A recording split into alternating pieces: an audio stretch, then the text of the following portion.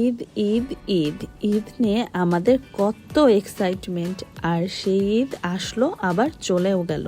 Hello and আসসালামু আলাইকুম everyone, তোমাদের সবাইকে স্বাগতম আমার ঈদের দিনের একটা নতুন ভিডিওতে। ঈদ বলে কথা, রেডি সেডি হয়ে বের হয়ে গিয়েছিলাম, আর সাথে ছিল আমার পুচু সোনা। তো আমার ছোট্ট বাবুটা, মানে এটা আমার ভাইয়ের ছেলে, সেও একদম হিরো সেজে বের হয়ে গিয়েছে ঘুরতে যাওয়ার জন্য।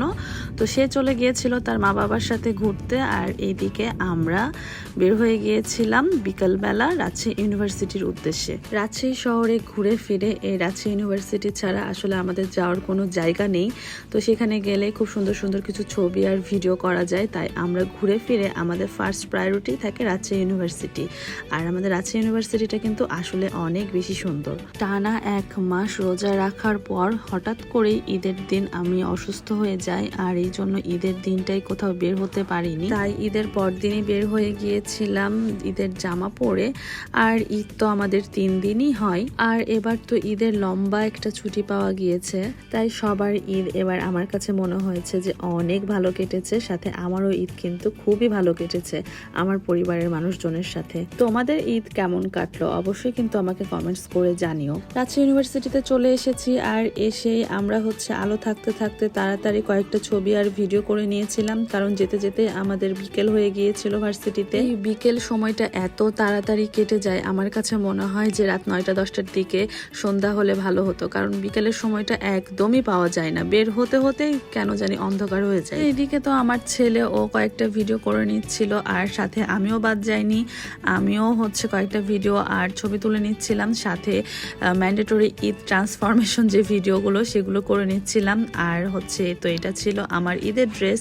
তো আমার ঈদের ড্রেসটা তোমাদের কেমন লেগেছে কমেন্টস করে জানিও। সেদিন রাজশাহীতে এত বেশি গরম পড়েছিল, মানে বাইরে থাকাই যাচ্ছিল না। এদিকে আমাদের বাইরে ফটোশুট আর ভিডিও করতে করতে আমাদের এই যে দেখো অবস্থা, টায়ার্ড হয়ে গিয়েছিলাম। আর তারপর সবার শেষে আমার বোন লেট লতিফ সে চলে এসেছে, মানে তার আসার কথা ছিল বিকালে, কিন্তু সে আস্তে আস্তে সন্ধ্যা মাগরিবের আজান হয়ে গিয়েছে। আর একটু আলো থাকতে থাকতে সেও কয়েকটা ছবি তুলে নিচ্ছিল। আর এই যে দেখো ঈদের চাঁদ, আমরা কিন্তু চাঁদ রাতে ঈদের চাঁদ না দেখতে পেলেও ঈদের দিন কিন্তু ঈদের চাঁদ ঠিকই দেখতে পেরেছি। তো যাই হোক, ভার্সিটিতে আমাদের ফটোশুট শেষ করে আমরা চলে এসেছিলাম কাজী ক্যাসেল রুফটপ রেস্টুরেন্টে। এই রেস্টুরেন্টে রাজশাহীতে নতুন উদ্বোধন হয়েছে।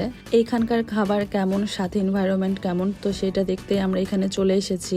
তো এসে প্রায় অনেকক্ষণ ওয়েট করতে হয়েছিল, মানে এত বেশি ভিড় ছিল এখানে। প্রায় 30 মিনিট ওয়েট করার পর আমরা টেবিল পেয়েছিলাম, আর সাথে যেগুলো খাবার অর্ডার করেছিলাম সেগুলো এসেছে প্রায় 1 ঘন্টা পর। সেদিন এত বেশি গরম থাকায় আমরা মেইনলি সব ড্রিঙ্কস আইটেমই অর্ডার করে দিয়েছিলাম। এটা ছিল কিটক্যাট মিল্ক শেক, আর আমার ছেলে নিয়েছিল ওরিও মিল্ক শেক। তো দুইটাই অতিরিক্ত জঘন্য ছিল, আর তারা ভিডিওতে বলার জন্য ভালো বলছিল, কিন্তু অ্যাকচুয়ালি মিল্ক শেকটা খুবই বেশি জঘন্য ছিল। আর ওই যে দেখো ঈদের চাঁদ, ঈদের চাঁদটা আমাদের সাথে সাথে রেস্টুরেন্ট পর্যন্তও চলে এসেছে।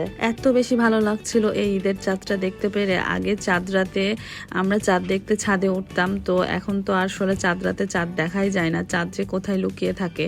তো যাই হোক, তারপর এই চিকেন ললিপপটা এটা চলে এসেছিল, এটাও যে এত বেশি খারাপ ছিল খেতে। সেদিন আমরা এই রেস্টুরেন্টে যে কয়টা আইটেমই খেয়েছি তার মধ্যে একটা আইটেমও আমি ভালো বলতে পারবো না, কারণ সবগুলোই খেতে খুবই জঘন্য ছিল।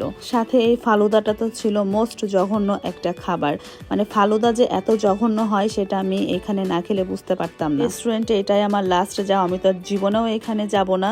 তো যাই হোক, আমার এই জঘন্য খাবারের এক্সপিরিয়েন্সের সাথে আমার ভিডিওটা আমি এখানেই শেষ করে দিচ্ছি। আমার ভিডিওটা ভালো লেগে থাকলে প্লিজ ভিডিওতে একটা লাইক কমেন্টস করে দিও। সবাই ভালো থেকো, সুস্থ থেকো, দেখা হয়ে যাবে আমার নেক্সট কোনো ভিডিওতে। টিল দেন আল্লাহ হাফেজ, টাটা।